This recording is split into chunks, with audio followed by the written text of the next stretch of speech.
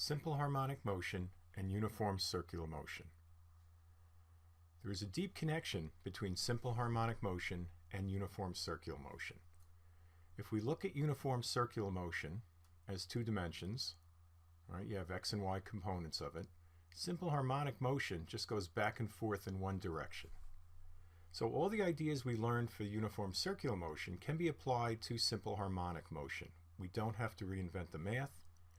So click here on a video, very short video, that illustrates this point.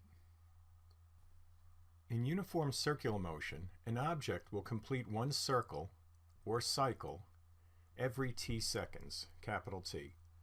It returns to its starting position after that time.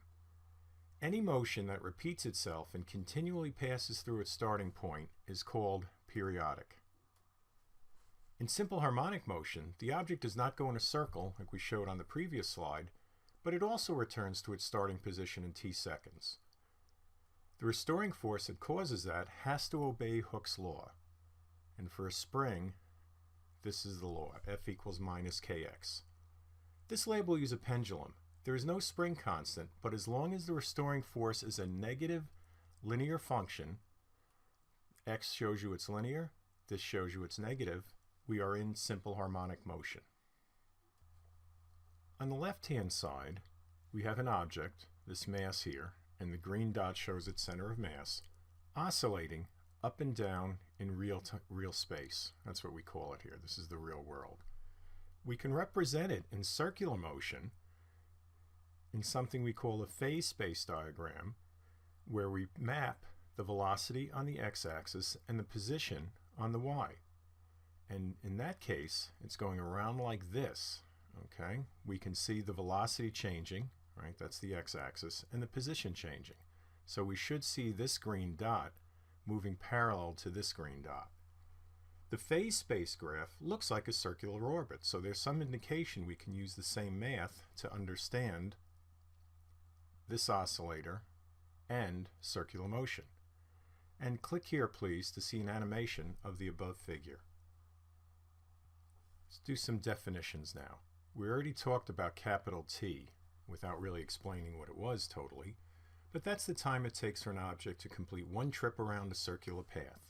And there we're talking about uniform circular motion that will also apply to simple harmonic motion. Call that the period, capital T. It's measured in units of time. We will usually use seconds. That's the SI unit standard. Often we're given the time it takes for an object to make a number of trips, n, around a circular path.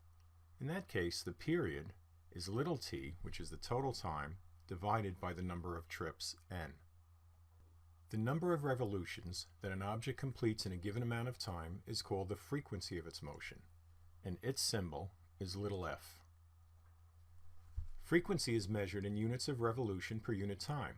We'll usually use 1 over seconds, and another way of writing that is seconds to the negative 1.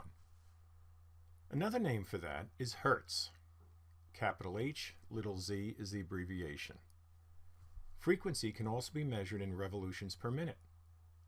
Often we're given the time it takes for an object to make a number of revolutions. In that case, the frequency is n over t, and see how the units check out? Both sides are 1 over seconds. Since period is time over n and frequency is n over time, we can also say period and frequency are inverses of each other. So t equals 1 over f and f equals 1 over t.